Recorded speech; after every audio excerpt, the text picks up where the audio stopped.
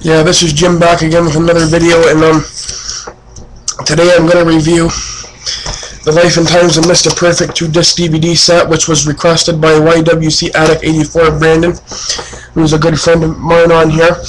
His link to his channel is going to be in the description box under the video, and if you haven't subscribed to YWC Addict 84 yet, please do. He's pushing for 20 subs. He's a good person. Good man. He likes to, he don't make his own videos, but he likes to favor and he comment on your videos and that. So go subscribe to his channel. Let him know you're around. Subscribe to him, and yeah, he's trying to get 20 subs right now. So he don't, like I said, make his own videos, but he'll favor your videos. He'll comment. So he's a good guy. If you've not subscribed to YWC Addict 84, please do. His description, like I said, will be down under the video, so his link to his channel. But anyways, let's get started. Okay, I'm going to review The Life and Times of Mr. Perfect. Here you go. There's the front. Good shot of Kurt on the front there. There's the back. Now I'm going to quickly read what it says on the back, and then I'm going to open up the insert, and I'm going to read all the chapters and matches. Curt Hennig, better known as Mr. Perfect, competed for the American Wrestling Association, World Entertainment, and World Championship Wrestling. Born the son of legendary Larry the Axe Hennig, it was perhaps invincible that Curt would want to follow in his father's footsteps. But Mr. Perfect lived up to his moniker, becoming one of the best in-ring technicians of his generation. A former AWA World Heavyweight Champion, he also was the longest-reigning Intercontinental Champion of the 1990s. Loved by fans and friends alike, Mr. Perfect entertained and out of the ring, earning him the honor of induction to the WWE Hall of Fame. The 2-disc set reveals his life and career from his early start as a second-generation star through the AWA, WWE, and WCW. Some of his greatest matches and vignettes are included. Who was this man? Here's a hint. He was absolutely perfect.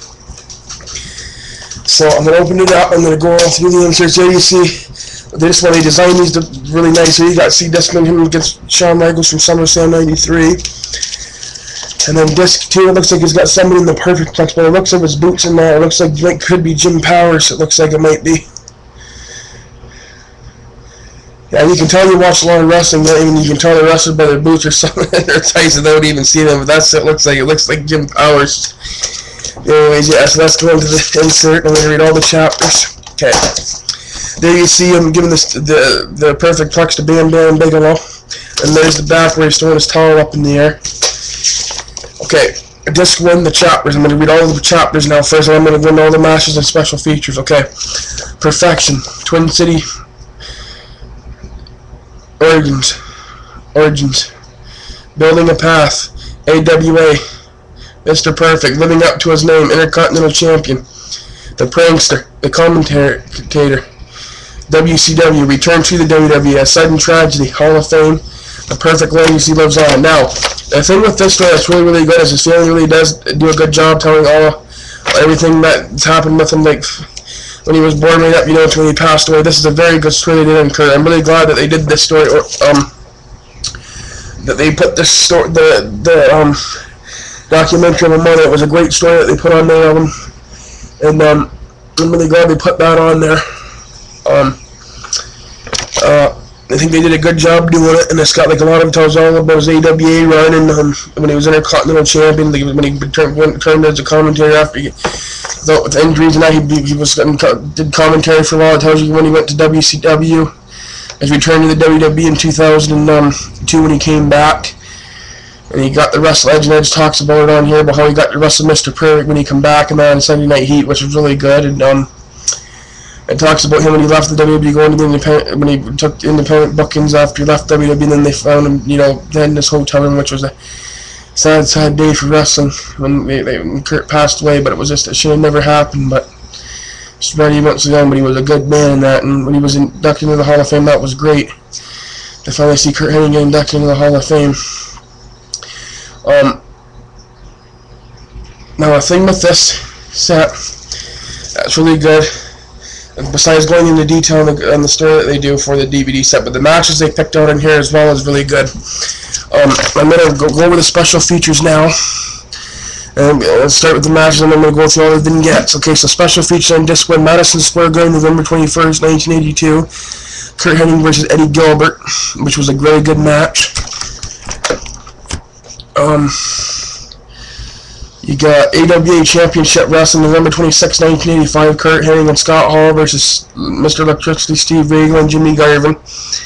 Extras included any Hall of Fame and induction ceremonies and fall for March 31st, 2007. You got Rap is Crap music video, which was really good, funny. I love that Rap is Crap music video. That was good. Now I'm going to go through all the vignettes now that Mr. Perfect did. Okay. Billiards, October 1st, 1988. Golf, A Perfect Putt, October 1st, 1988. Darts, October 8th, 1988. Bowling, October 8th, 1988. Chess, October 15th, 1988. Basketball, October 15th, 1988. Ping pong, October 28th, 1989. Diving, November 4th, 1989. Golf, Perfect Dive, November 4th, 1989. Horseshoes, November 24th, 1989. Baseball with Wade Boggs, December 26, 92. Football, Perfect Passer with Steve Jordan, February 13th, 93. And basketball with Felton Spencer from February 27th, 93. And then hockey with Mike Modano, March 13th, 93. So you got a lot of good vignettes. I thought they did a really good job in that. Although they could have put the one where he went and played chess again back in 2002 and he come back against the real amateur champion, which I thought was really good. I wish they would have put that one on there from 2002 and he come back. I had the chess match with him, but unfortunately they didn't put that one on there, so. But I wish they would have. And then you got for stories, Kurt loved karaoke and lifestyles of Mr. Perfect. Now I'm going to go to disc 2 and I'm going to read all the matches now that you get now. Okay, disc 2 matches. AWA Championship Wrestling, November 15th, 1986, 60-minute time limit, AWA Heavyweight Championship match. Kurt Hennig versus Nick Bockwinkel. WrestleFest, July 31st, 1988, Kurt Hennig versus Terry Taylor, commentary by Michael Cole and Mick Foley. Not a bad match. The commentary by Mick Foley and Michael Cole wasn't too bad. I like Mick Foley. Michael Cole, I don't know. I think sometimes Michael Cole is a little overrated, but he's not too bad. Like, I don't hate the guy, but there's better commentators than that guy that can commentate better matches. His commentary sometimes is just horrid, but. Then you got Madison Square Garden, April 24, 1989, Mr. Perfect versus Bret the Hitman Hart. And a very good match. There's 3 matches against him and Hart on here, which is really cool. They put 3 matches, but they always work well together, Kurt and Bret. So I'm really glad they put 3 matches on here. Just fantastic. Madison Square Garden, January 15, 1990 versus the Hulkster Hulk Hogan.